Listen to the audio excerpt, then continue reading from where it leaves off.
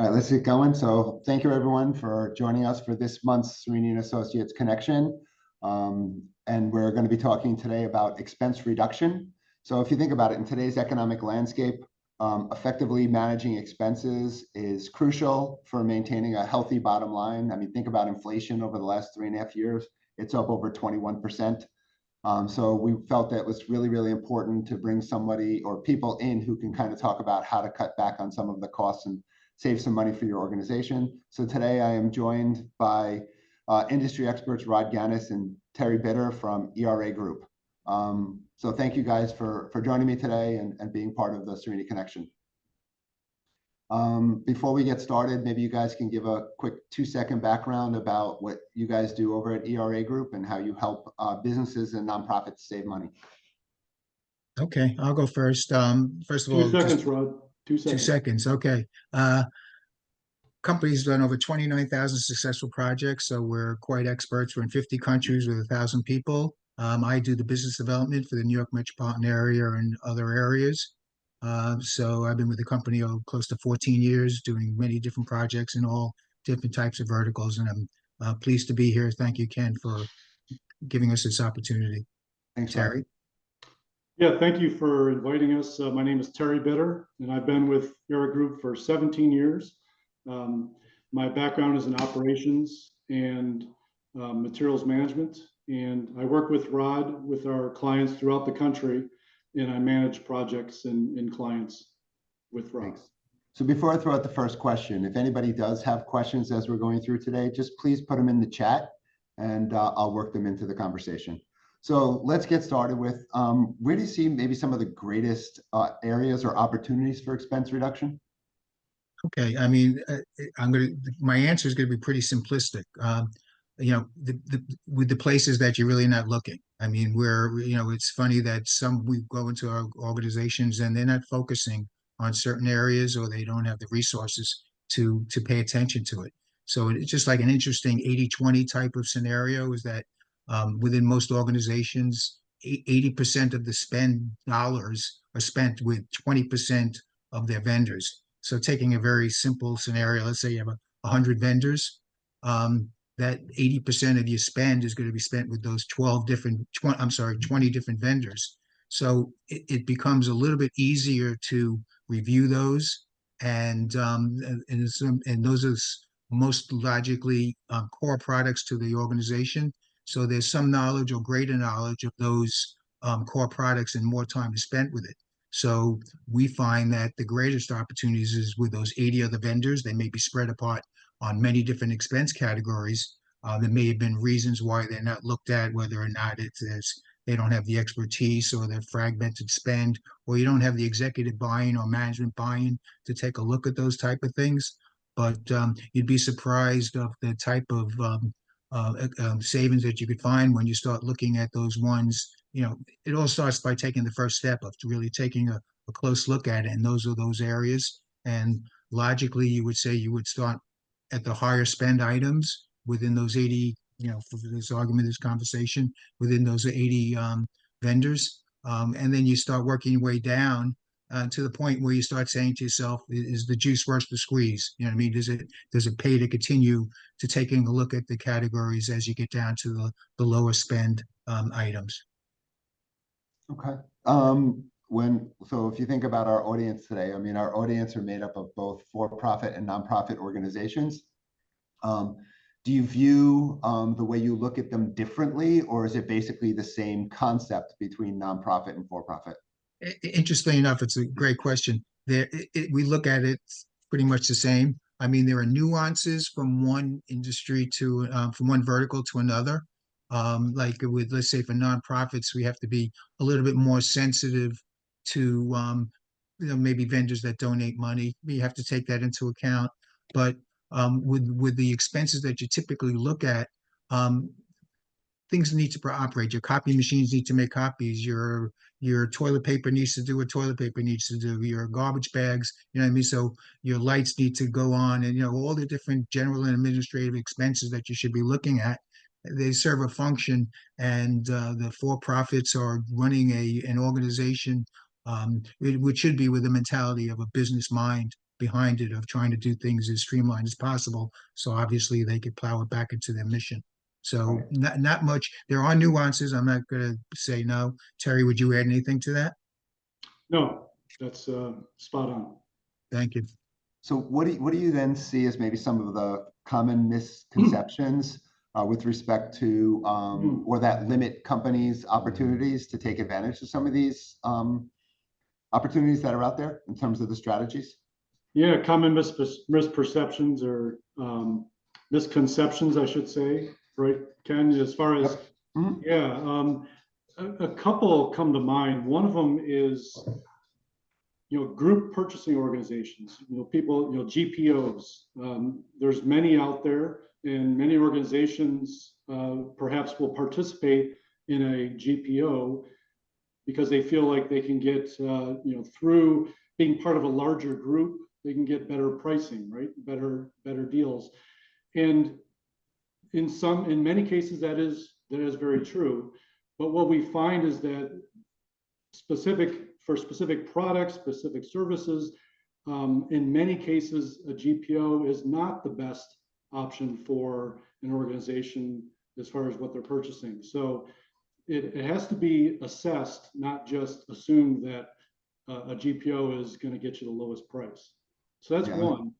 I was going to say, I think you see that, sorry to interrupt, but I think you see that a lot in like the government and school district arena, where in the government and school district arena, they have, these group purchase options and or purchase orders, and they're just not the best pricing. That's right, because it's for a larger organization, right? But and it's a lot of those are for national type GPOs. But what we find is that those same suppliers that participate as a supplier in a GPO, working directly with them for, say, a nonprofit, they'll provide that nonprofit a better overall, a lower cost if they're working directly with them instead of through the GPO. Okay. Yeah. You were going to say there were others? Go ahead. Yeah, another one that comes to mind is the old go out and get 3 quotes and we'll get the lowest price, right? That's a very common misconception of getting the lowest cost. And what we find is in some cases that is the best option. That could be the best option, mostly for, say, non-repetitive type or one-off type purchases, right? But when we're talking about more repetitive purchases, whether it be for consumables, whether it be for certain services, just having someone get 3 quotes every time you go out to buy, that leads to a lot of inefficiencies. In many cases, suppliers, they catch on very quickly that if they're constantly getting RFPs for the same thing over and over again, they know that they're not getting any long-term commitment. And what suppliers look for, if they're going to provide the best overall value, the lowest cost and the best value, is if they know that there's a commitment from that customer, from that client, then they usually will come with their best foot forward. So in those cases, just getting 3 quotes every single time you go to purchase something does not lead to the lowest overall cost, because you got to look at the total cost of purchasing and think about how much paperwork it is, how many transactions there are just to get 3 quotes every time and assess it, and then there's a lot of inefficiencies there in the process.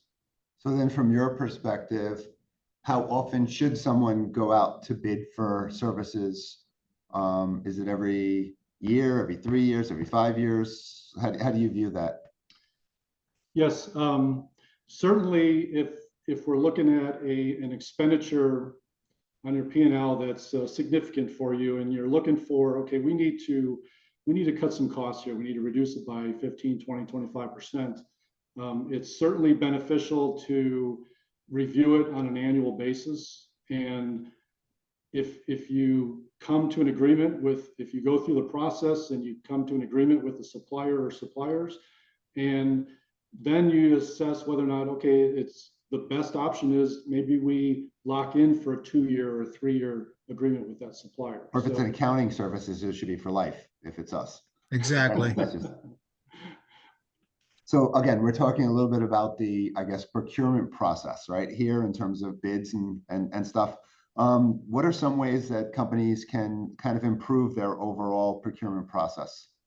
All right, I'll handle that one. I mean, the way I'd like to, talk about it is what our experience is when we get involved with our prospects or clients. And typically when we go in, we see pretty much like four different buckets of what we experience. Sometimes we go in and on some of the expenses we're looking at, they literally have done nothing with it. So that's like the very low range where they don't even know what they're spending on it. They don't know any particulars about it. So, the minimum we'd like to see is the fact that they at least know what their spend is on it, that they're monitoring the service and quality levels on it somewhat, and that at least they're going out to their existing vendors every once in a while, giving a little pushback, saying, "Can't you do better?" That type of thing. That's like the minimum you should be doing, because if you're just accepting every price that's thrown at you, you're going to be way behind the eight ball. You're really not even going to get started. In the next group where that they start doing a little better, I wouldn't call it great, but better than the initial group, is where they really dive a little deeper into their spends, going into each line item on maybe an invoice on a consumable or supply or any kind of nuances, and start identifying patterns of spend, um, update your requirements based on current business conditions. And when you start getting information, you want to share that with your vendors. You want to become a better customer. You want to communicate that to them so they could plan their staffing better, they could plan their production better, their inventory better, to know that they could service you if you could communicate that. And then importantly is also start identifying other vendors, other competitors of your existing supplier, and then go out to market with them with an RFP. Where you're putting together the information and you want to garner it and put it back, and then assess where you are in the marketplace. And then the last group we find is really the ones that really do their homework, depending on the expense. You has to warrant the amount of time and effort that you do, is becoming an expert in the category. Maybe go to some associations, information about if it's a petroleum-based product or paper-based product, what the indexes are, knowing where pricing exists, really assessing hopefully we'll have a chance to discuss it later, the qualitative aspects of it, and really define all aspects of it. And then once you get to go out to market with all this added information, you're a much more educated consumer. And then after you put it together, you really need to audit what you've been to make sure you're enjoying the savings, so you don't get that price creep. And importantly, again, hopefully we'll have a chance to discuss it, will be the stakeholders, your employees. You have to manage them because they're a very important part of any kind of initiatives you take on to find savings. And as we discussed already, you got to keep on repeating it. You can't get lazy, because before you know it, you're back where you were.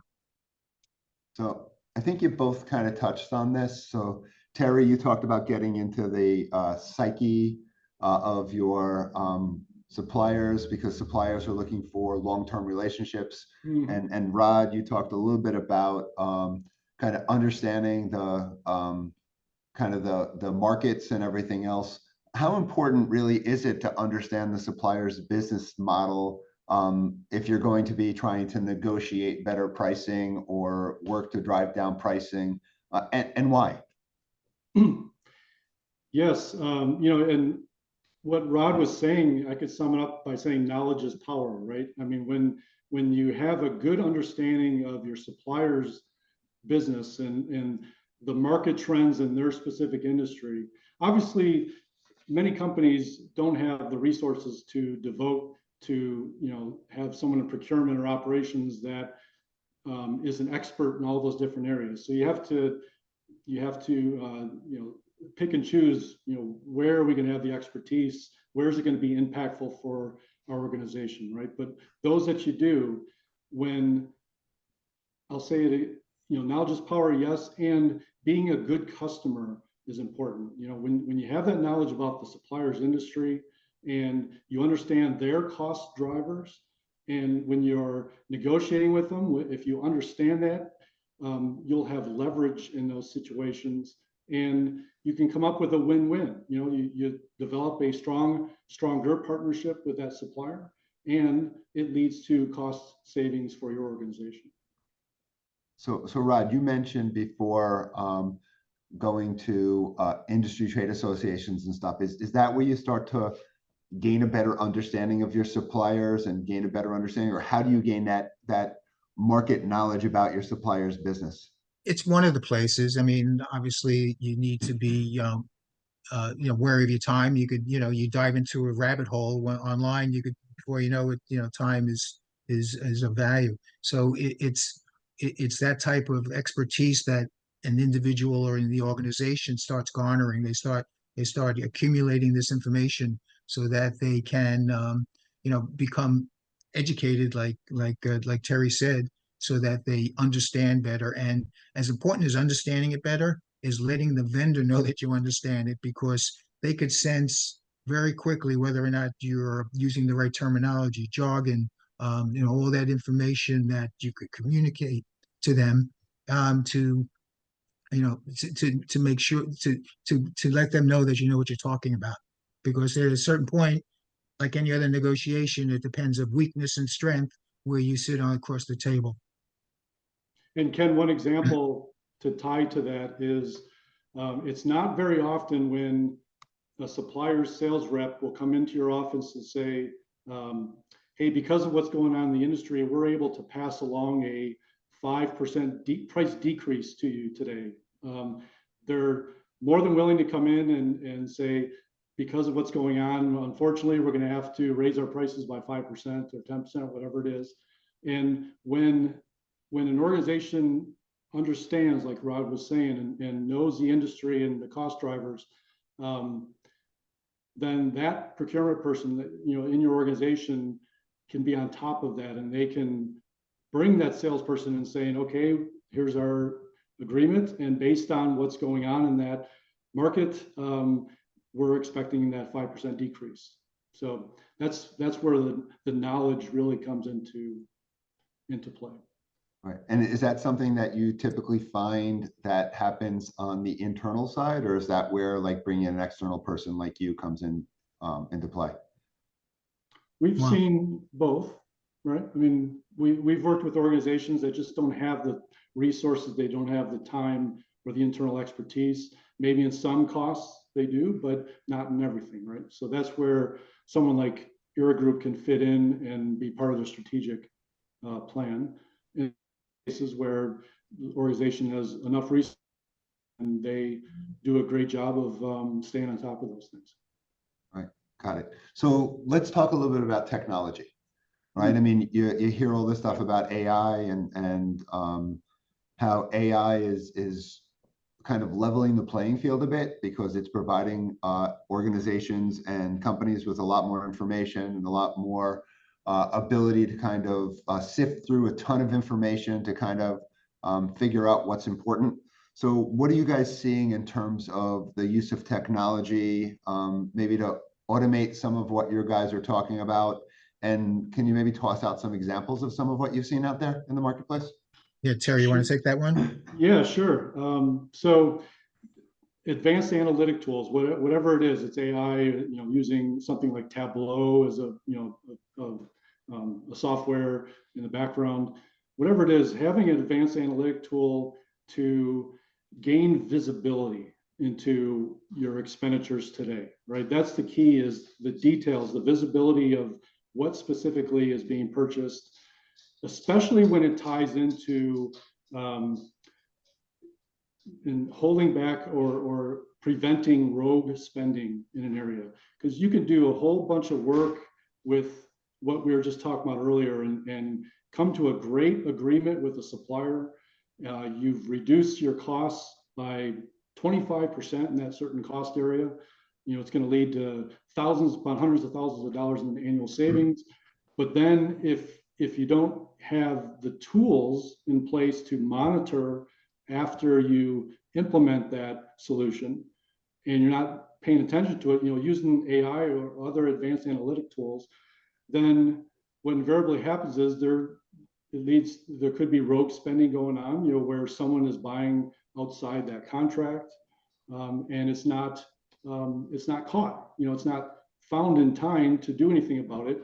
The next thing you know, you're looking at your P&L saying, why are we still spending this much on these supplies or these services, right? So having that visibility is key.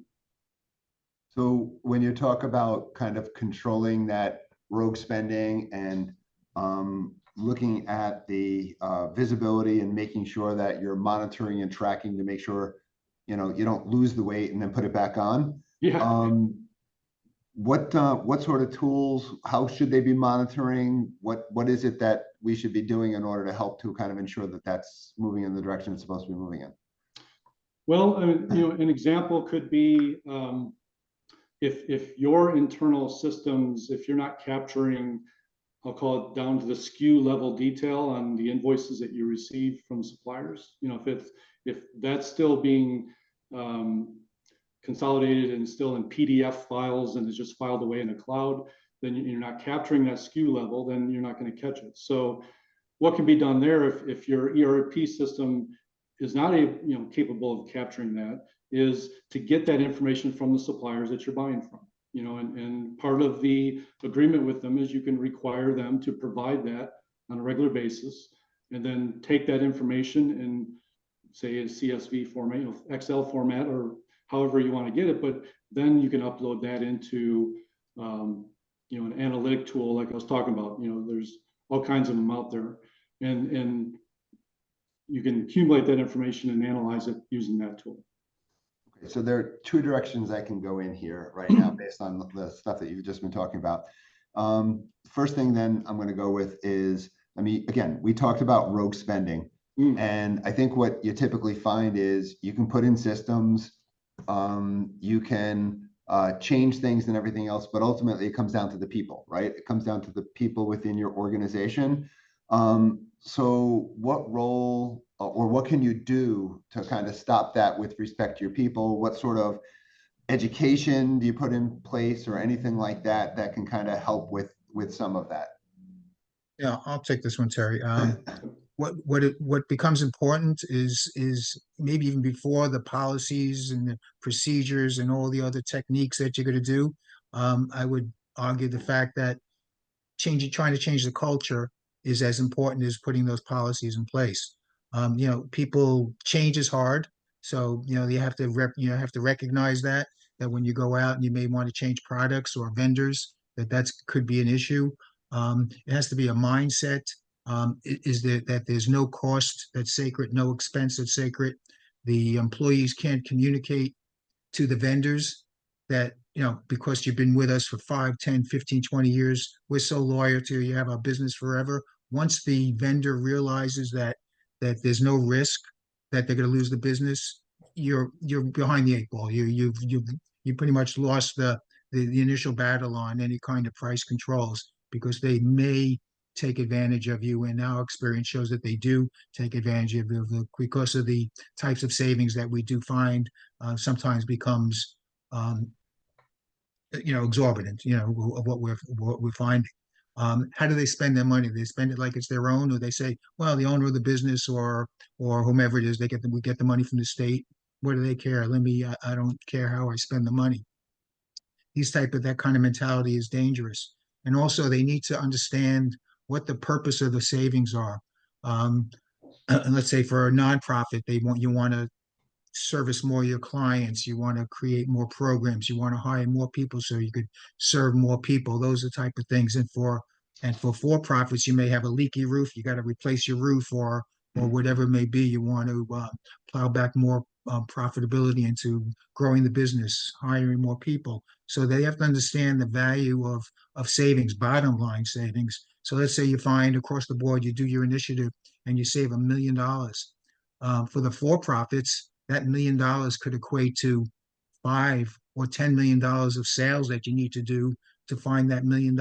And to do $5 or $10 million for some company, that could be considerable. So they have to understand what that bottom line impact is of those below the line savings. And for the nonprofits, that money could be used to plow back in.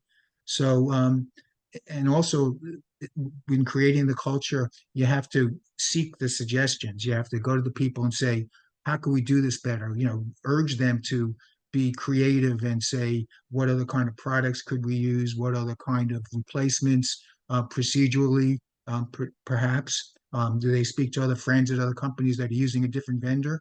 And perhaps you could use those type of vendors. And then you may want to integrate a reward system, where you get a reward, someone comes up with a great idea, whatever is appropriate for your organization or company.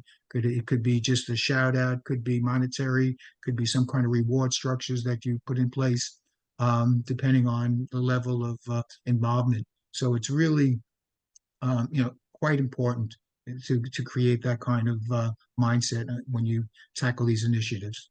I think one of the other places where we see, and it kind of goes in line with what you're talking about, Rod, is including your program management or your middle level management in the budgeting process, so that they understand how their operations contribute to the overall picture, and they can then better manage what they have to spend and what they have to work with respect to resources. Yeah, and sometimes you get that banging head sort of thing between the finance people and the heads of departments, where everybody's trying to maintain their budgets, and they have to be realistic and know that that you have to live within the budgets, but you could create savings within those areas, and how important that is if you communicate to them a better understanding, and that bottom line savings is so important for the concept of how much sales you have to do to generate, let's say, that $1 million in savings that we were talking about, that what it needs to be for the for-profit companies. Yeah, the key there, as you said, is communication. What I want to ask is there a specific size of company budget where this makes sense to do, or size doesn't matter and it's just going to be proportional relationship to whatever the size of their budget is, or how does that work? Yeah, I think, my opinion is every company, whether it's your, a mom and pop store, you have to watch your expenses. I mean, but at what level you could do it at, it determines on the amount of time you could spend on it and such. So I, from our point of view, just culturally and the way I was taught and brought up, and with every company, it's something that you always need to watch. That would be my opinion. Now, I forget which one of the two of you brought it up before, but you were talking about negotiating with your suppliers.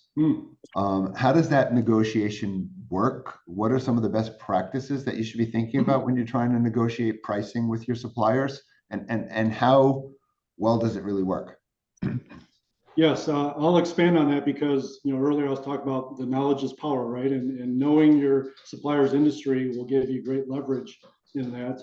A couple of things just to add to that, to answer your question about best practices for negotiating, excuse me, is one of them is there's situations where you have someone that is maintaining the relationship with the supplier, right? It could be take a manufacturer that has freight expenses, so their perhaps freight manager has the relationship with the carriers, right? They're talking to them on a daily basis. That freight manager, while they should be part of the team for your organization in the negotiations, but it should be separated. They should not be leading the negotiation. It should be someone else in your organization that doesn't have that direct tied, relationship, if you will. So that's one thing. Another thing, and I kind of said it earlier, but being a good customer helps, and meaning that when you understand your supplier's cost drivers, you understand where you may have leverage in that negotiation, and you can work with the supplier and partner with them to help them identify ways that they can save money in being a partner for you, then part of the negotiation is that they could pass along those savings to you through what they charge for that part or service. I was saying, in the nonprofit world, there could also be an added benefit of if you do partner with a nonprofit and you have some, if you can get the supplier to offer some level of discounts, you might be able to kind of, talk them up in some of the social media stuff you do and everything else. So they're going to get That's a some great idea. positive PR and everything else on top of it. So that's Yeah. kind of part of what you can possibly use as a negotiation point. That's a great idea. I like it, Ken. So, you mentioned that you should have separation between the person directly responsible and the supplier. Is that because they're too close and maybe they're not really thinking about they're thinking more about the relationship than something else?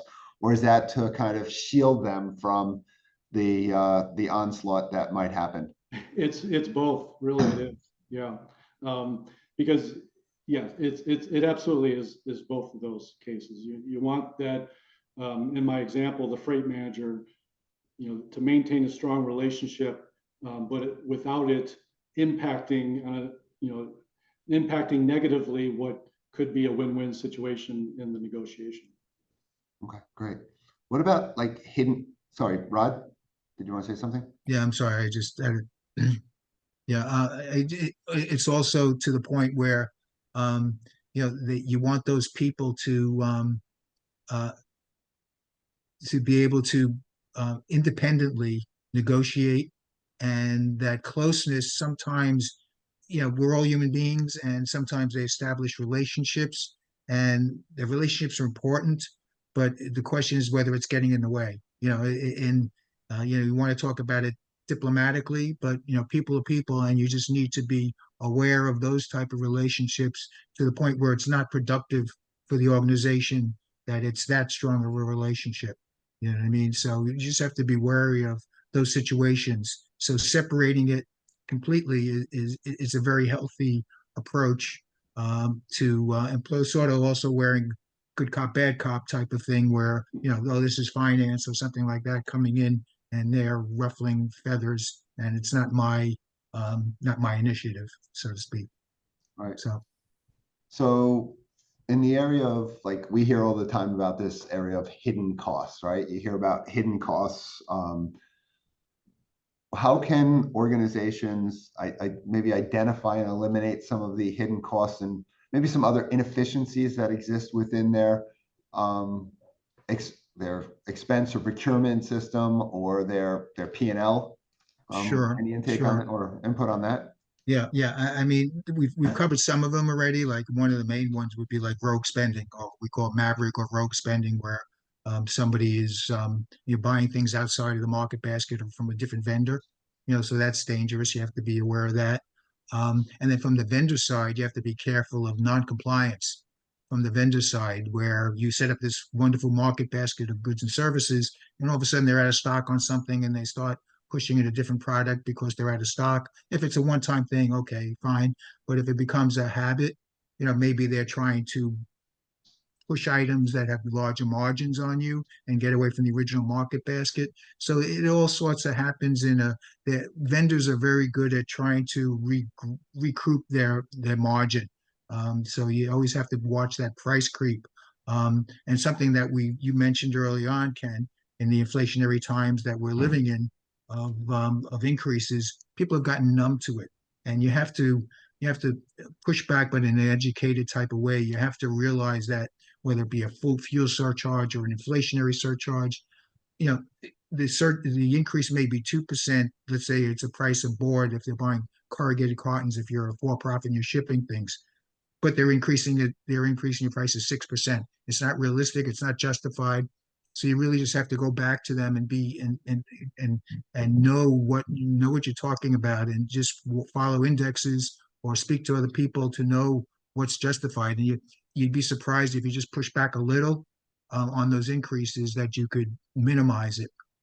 Some of the hidden costs are, as far as rebates or credits that you should get. Sometimes if you reach a certain threshold of sales with a company, they'll give you a rebate or credit back. Very frequently, they don't offer it to you unless you ask for it. So you got to be proactive in watching to take those credits or rebates that you're entitled to. And just an overall, we've mentioned it like 3 times already, as far as the strategic objectives between you and your vendor. to invite them in, because they could maybe see, I go back to the shipping department where there are times where some vendors have come in and have offered suggestions of better ways of doing things. Oh, you're shipping this, you're packaging this way, you're wrapping that way, you're using this type of procedure or tapes. They may be able, because they go into shops, different warehouses or different organizations, and see the way different people are doing. So they have a good amount of best practices that they could share with you to give you more insight. The last thing I would probably say is the cheapest price. Beware of the cheapest price. That could be, you could have a lot of hidden costs in there. You may have to replace it more frequently. It may break down. You may have pushback from your employees because tape is not sticking or something like that on going back to that shipping supply example. It just may, or you may have more claims because of it. So just beware of potentially inferior products, but looking for that last nickel of savings. Part of this conversation is in that way, but you want to be careful not to fall into that trap of just looking for the last dime without taking in the whole picture of the quality and service of the goods and service. So you kind of touched on it, but you kind of skirted around a little bit. In terms of like metrics or KPIs, what metrics or KPIs do you think companies should be tracking and monitoring to kind of manage their expense reduction efforts? Mm-hmm. Yeah, what we see as best practices, first of all, we were talking earlier about knowing and having visibility to your expenditures, right? And when you do that, one of the first metrics to establish is, okay, what is the baseline? Where we are today, all the way down to the SKU level. What is our baseline today? And then you put a strategy in place. You put, Rod talked about it earlier. Ultimately, with going to market with a very comprehensive RFP, choosing the best supply partnership as a result of that. And so far on paper, it looks like you're going to save 20%, right? So that's your metric. Okay, we're expecting X% of savings. And you can do it by SKU, you can do it by category, however you want to do it. But then the important thing is maintaining that. And so you have to, I talked about earlier, monitoring the actual results after that for weeks and months after that, getting that data and measuring, okay, where are we to that baseline that we established? Are we saving that 20%? And if not, that's where you see those deltas, and that's where you dig in to find out why. And Rod, going back to what you were talking about with the tape, the whole aspect of, quality versus price. And, when you talk about going out to bid, typically it's not, you always hear the phrase, it's not necessarily the lowest price, but it's the lowest responsible price and everything else. Can you touch a little bit on that in terms of, what you're seeing out there in the marketplace, and also making sure that when you're going through and you're picking the right products and everything else, you're still maintaining that whole aspect of quality and brand reputation and everything else? Right. I think the qualitative needs and aspects of a goods or service that you'd be purchasing is as important, if not more important, than the price, because it's got to serve a purpose. So you have to keep that in mind. And very early on, even before you go out to market, you really need to sit down and make notes about all aspects of the product. Let's say it's a consumable or some kind of supply. What's the spec on it? What's the quality requirement? All aspects of it, longevity, what do you expect it, how long do you expect it to last before you need to replace it? All those different types of things. If something goes wrong with the product, how is the vendor going to make it right? Terms, is the freight included? 30 days, 60 days, how easy it is to order, all those type of things. Return policies are there penalties or restocking charges? What else?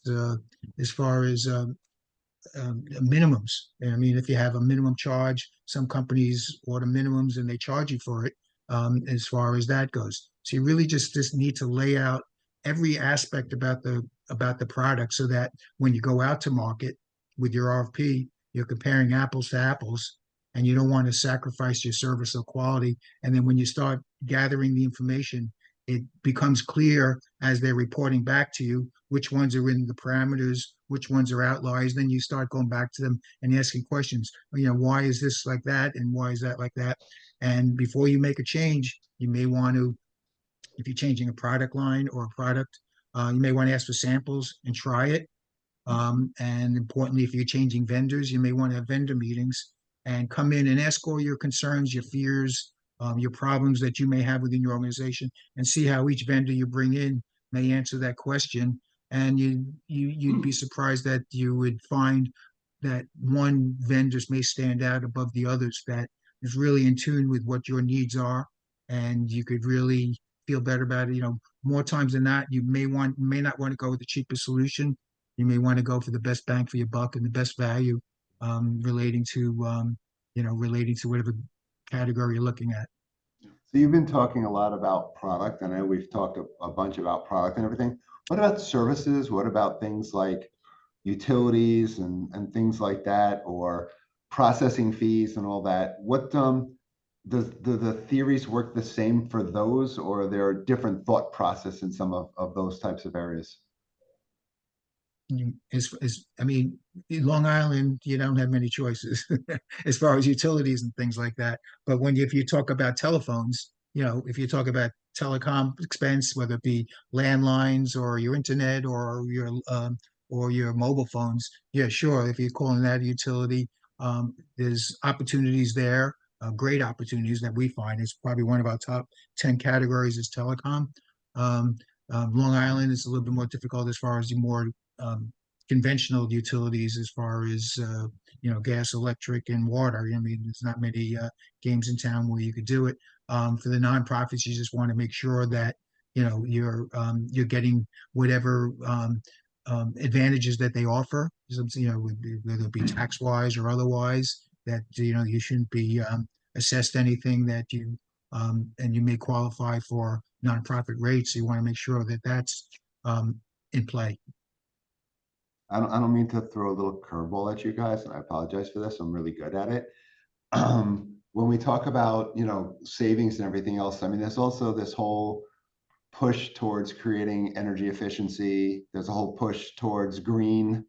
How do you kind of work with the balance between creating a kind of a green environment or energy efficient environment and the whole cost saving model and everything else? Or do they go hand in hand, or what? I mean, what you first have to find out from your prospect or client is it an initiative that they need to tackle, that they either need to tackle or they want to tackle?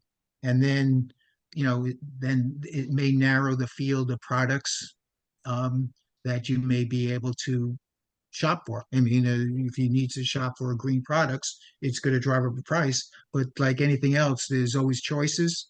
It's very rare that you have one type of item that could fill the bill, fit the bill. Excuse me. So from that point of view, that goes hand in hand with MWB, MW women, women minority type business where they have a quota on that. So you always need to keep in mind, you may need to go to certain vendors that are minority owned or women owned in order to fulfill some kind of quota that they may need to attain. So, it's you just always need to know the ball field that you're playing in and knowing how to address it and who the players are that could fit those particular needs. All right. Well, I'm always amazed how quickly 45 minutes goes. So I want to thank you both, Rod and Terry, for your insight. This was super great, and I think people learned a lot. I know I did. And I want to thank everybody for joining us today. Next month, we'll be hosting our Let's Imagine event through the Long Island Imagine Awards. We'll be talking to the winners of the 2024 Imagine Awards. They'll be discussing the current nonprofit landscape and sharing their experiences. That's on September 12th. So please join us and have a great day. Thanks, everyone. Take care. Thank you, everybody. Bye. Thank you. Bye.